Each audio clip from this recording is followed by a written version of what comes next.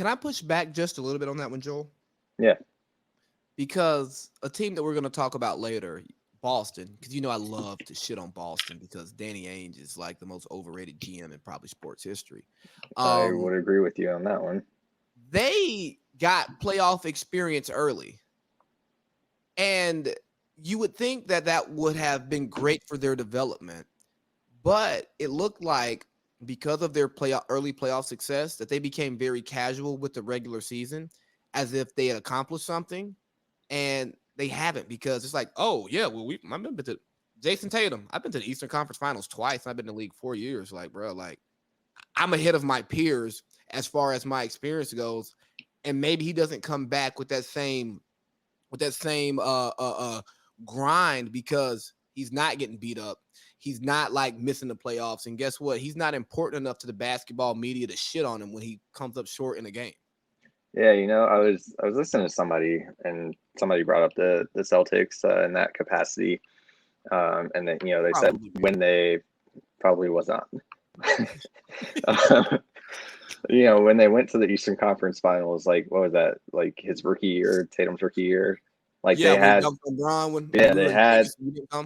old guys like they weren't expected to do anything, so like that's why it was like they were flourishing, but like.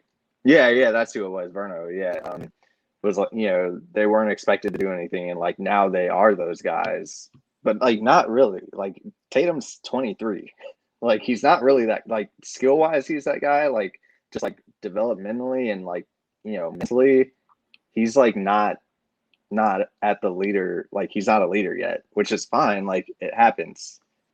So think about this: we are now in our late 20s. Yeah. By the time we were at 25, we had kind of figured out our jobs, right? We figured out like what right looks like, right? Yeah.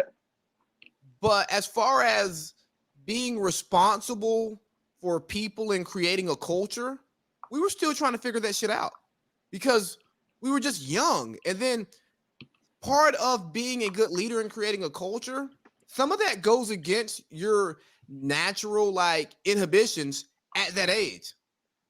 Like, especially for me, like, bro, I was single, living on my own, wanting to party every weekend. Like, it is sometimes hard to tell people, hey, you need to make sure you're being responsible and doing these things when you're not here, to make sure that what you bring here is right, when you're not even in a place to where your day-to-day life is stable. Because I mean, me and Eric, we will one day talk about it on the podcast. But we had like a 3 month run of instability and just toxic decisions. And I'm going to work with glitter on my face, reeking of Remy and stripper. Yeah, no, I mean, I agree that like that's why I'm not faulting Jason Tatum at 23 for like not being that leader yet. Like, I mean, shit, Braun went through it. Like,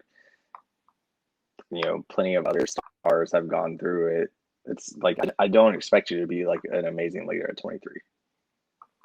I don't expect him to be, because LeBron's teams did well and they made it to the finals in 07. And like LeBron did lead that team, put the whole team on his back.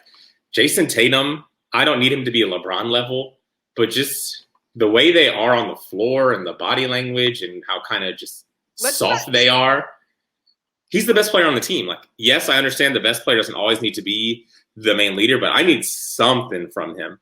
And the complaining and wanting superstar treatment and just the whole way they carry themselves when they're playing, I personally think there does need to be some accountability on his part. Yeah, because they think they've made it, but we're not going to get too deep into Boston because we got a Boston segment because I want to blow up Boston and Danny Ainge.